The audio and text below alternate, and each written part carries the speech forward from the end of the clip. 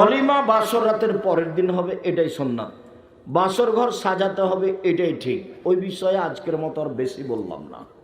বাসর ঘর সাজাতে হবে, একাধিক সহিহ হাদিস। আদর্শ পরিবার বইটা পড়লে দেখা যাবে বাসর ঘরের কথা। তবে বাসর ঘরের সাথে জড়িত যে কথাটা সেটা একটু বলে নিই। বাসর ঘরে ঢুকে স্বামী স্ত্রী প্রথমে 2 রাকাত সালাত আদায় করবেন।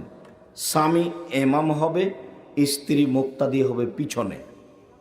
ইমামতিতে 2 রাকাত সালাত হওয়ার পরে মাথায় হাত দিয়ে বলতে হবে, আল্লাহুম্মা ইন্নী আসআলুকা খায়রাহা ওয়া খায়রা মা জাবালতাহা আলাইহি। হে আল্লাহ, আমি এর কল্যাণ চাচ্ছি, আর তুমি যে কল্যাণ দিয়ে একে সৃষ্টি করেছ সেই কল্যাণ চাচ্ছি। ওয়া আউযু বিকা মিন শাররিহা ওয়া শাররি মা জাবালতাহা আলাইহি। হে আল্লাহ, এই স্ত্রীর অকল্যাণ থেকে তোমার কাছে বাঁচতে চাচ্ছি, আর যে ক্ষতি বেহায়াই অশ্লীল কাজ দিয়ে সৃষ্টি করা হয়েছে সেখান থেকে তোমার কাছে বাঁচতে চাচ্ছি। এই দোয়া বাসর রাতে মাথায় হাত দিয়ে পড়তে হবে। তারপরের জীবন দাম্পত্য জীবন।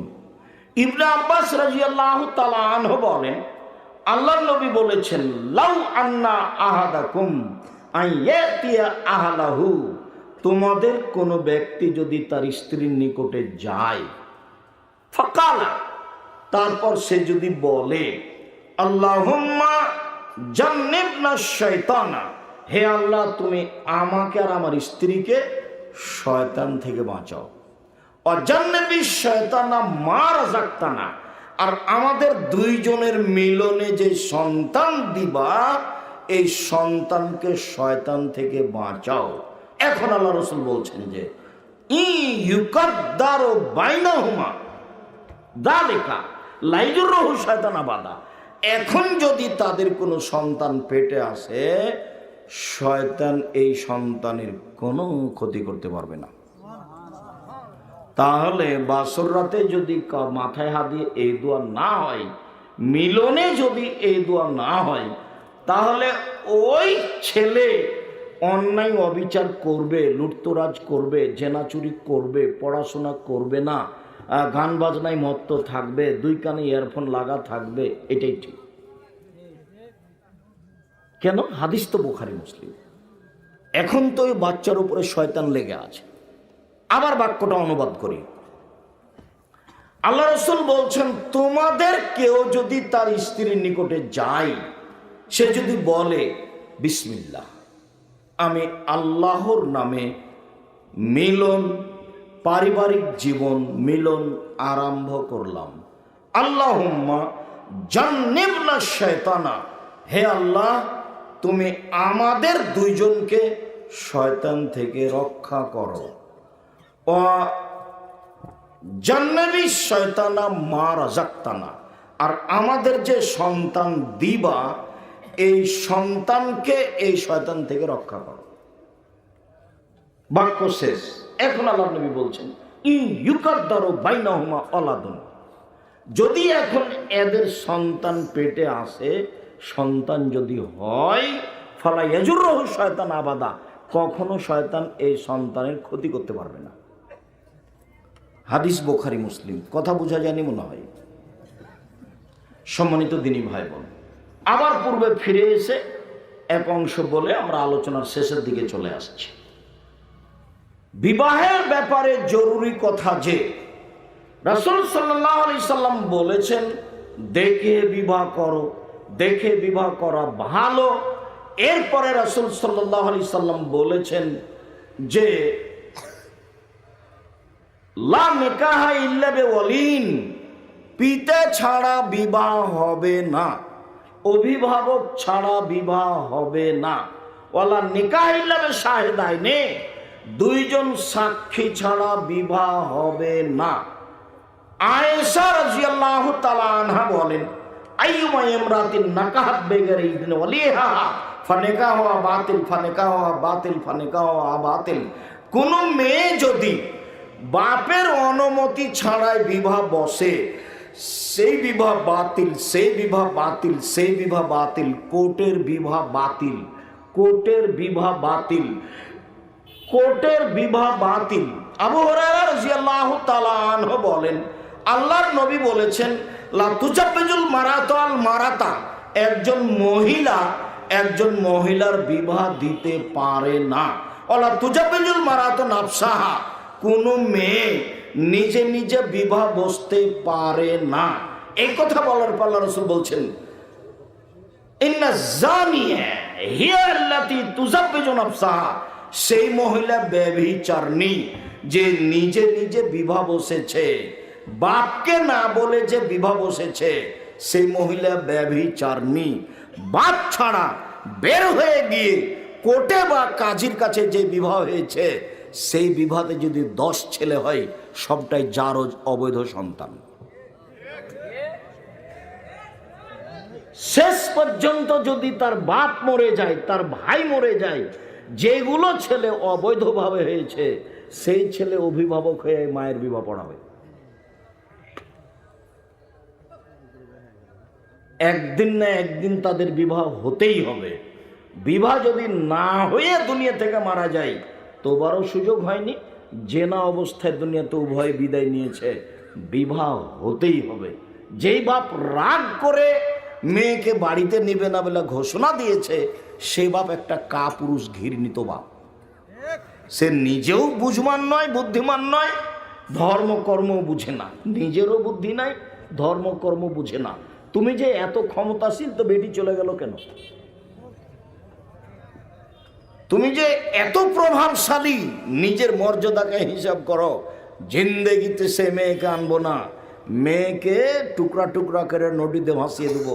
ও কত তার মর্যাদার হিসাব করে। আর সেদিন দেখলেন আপনি যে মেয়ে ঢাকা বিশ্ববিদ্যালয়ে পড়ে, তো গ্রামের চাচা তো ভাতিজাকে বলছে, তোমার বোনকে নিয়ে যাও, মেয়ে ঢাকা বিশ্ববিদ্যালয়ে নিয়ে যাও। চাচা তো ভাতিজার সাথে মেয়েকে পাঠিয়ে দিল। তো ওটা কি ওর স্বামী নাকি? ওটার সাথে পাঠাচ্ছেন যে। ধর্ম বিকৃত হয়নি, ধর্ম তার নিজ গতিতে আছে। কোর্টের বিবাহ বাতিল, কাজী অফিসের বিবাহ বাতিল, বের হয়ে যাওয়া বিবাহ বাতিল, সব হারাম। এতে যত সন্তান হয়েছে সব অবৈধ। আজ হোক আর কাল হোক, 2 জন সাক্ষী নিয়ে, বাপের উপস্থিতিতে, বাপ মারা গেলে চাচার উপস্থিতিতে, চাচা মারা গেলে তার নিজ ভাইয়ের উপস্থিতিতে, তার ভাই না থাকলে তার গ্রাম্য দায়িত্বশীলের উপস্থিতিতে বিবাহ হতেই হবে। সম্মানিত দিনী ভাই বোন, এখন আপনার সংসার হোক, ছেলে মেয়ে লালন পালন করেন, রাসূলের পদ্ধতিতে করেন। পদ্ধতিতে একটা কথা থাকলো মাত্র আজকের জন্য। আল্লাহ ছেলে, রাসূল সাল্লাল্লাহু আলাইহি সাল্লামের একটা কথা থাকলো আজকের জন্য। আল্লাহ রাসূল বললেন, আনফিক আলা ইয়ালিক মিন তাওলিক, তুমি তোমার উপার্জিত সম্পদ ছেলে মেয়েকে লালন পালন করতে, পড়াশোনা শিখাতে খরচ করো। আবার বুঝেন, এই ছেলে আমার দিকে খেয়াল করো, কার গায়ে হাত দিয়ে বসে আছো? শোনো, আল্লাহর নবী বলছেন তোমার ছেলে মেয়েকে লালন পালন করো, পড়াশোনা শিখাও তোমার উপার্জন দিয়ে।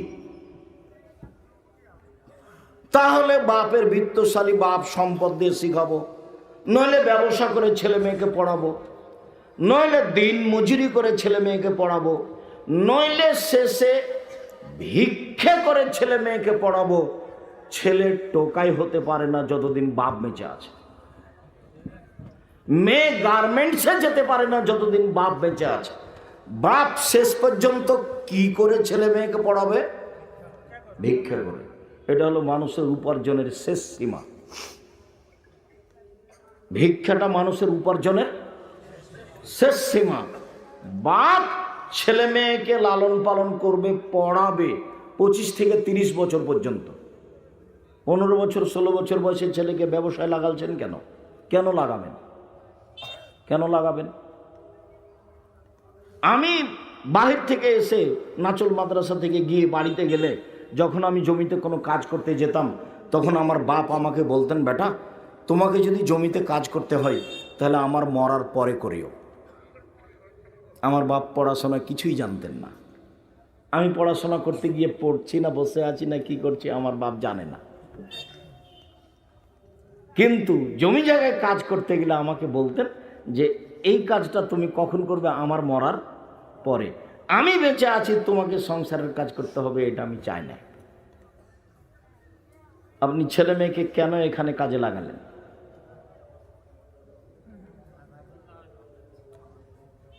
আর আরেকটা কথা যেটা যখন তখন বলে থাকি সেটা হলো, এটা একটা দুঃখজনক কথা, এটা একটা স্বাভাবিক কথা। সেটা হলো এই যে বড় পাথার বা মাঝিরা বা শাহজাহান ইউনিয়নের জনৈক ছেলে, খুব মেধাবী, লন্ডন থেকে পড়ে এসেছে, পিজি হাসপাতালের বড় ডাক্তার, 3 লক্ষ টাকা মাসে বেতন।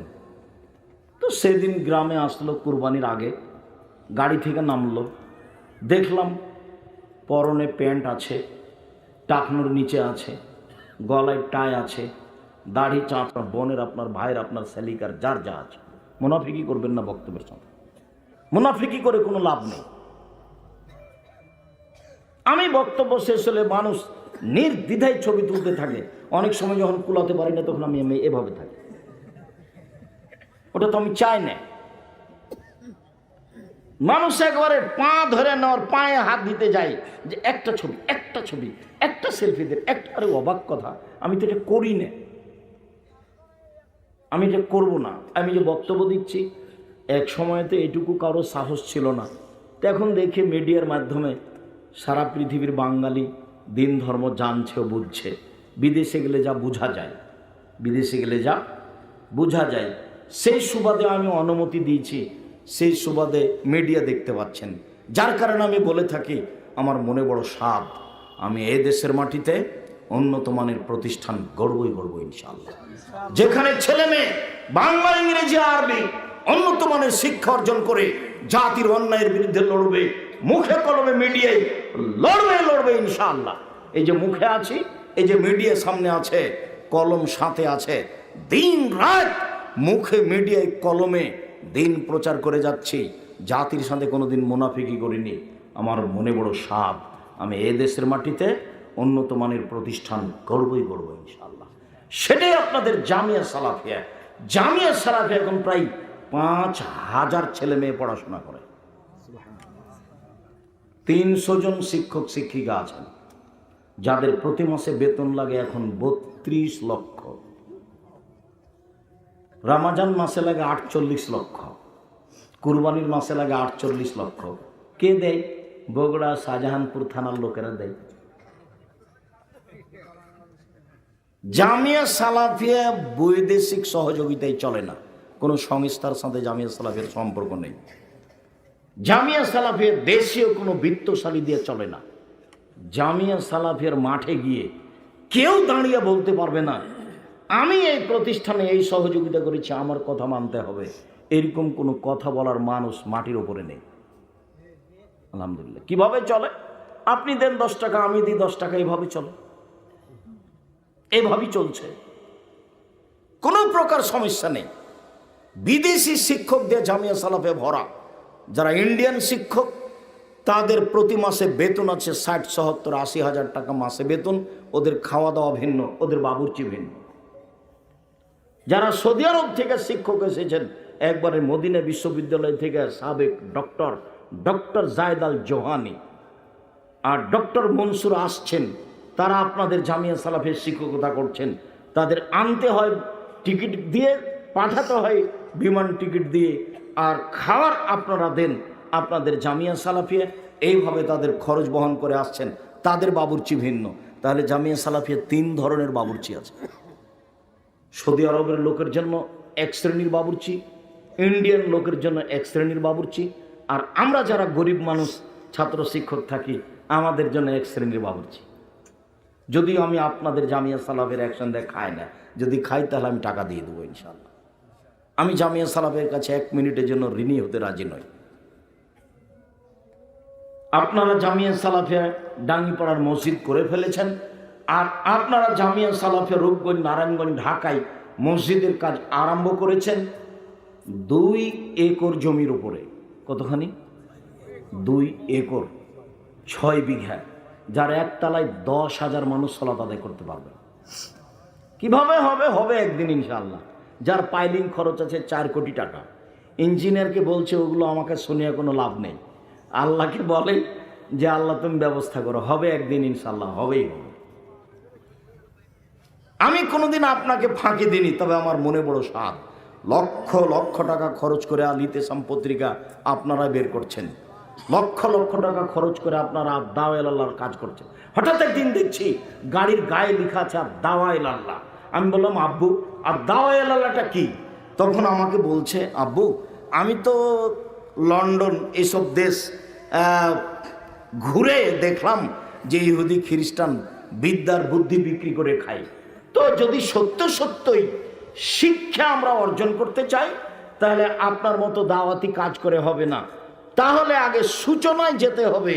তাই সারা দেশ জুড়ে মক্তব ভিত্তিক শিক্ষা কার্যক্রম এবং মক্তব ভিত্তিক মসজিদ ভিত্তিক দাওয়াতি কার্যক্রম চালু করব। এই সুবাদে ও কাজ করছে, অল্প দিনের মধ্যে প্রায় 350 মতো মক্তব চালু করেছে। সারা দেশব্যাপী মক্তব চালু করবে, যার জন্য বই পুস্তক লিখেছে, যার জন্য সিলেবাস তৈরি করেছে, যার জন্য ইমাম প্রশিক্ষণ চলছে। প্রতি মাসে জামিয়া সালাফে ইমাম প্রশিক্ষণ চলছে। যারা যাবে আসবে প্রতিষ্ঠানের খরচে, যারা খাবে প্রতিষ্ঠানের ফ্রি থাকবে খাবে।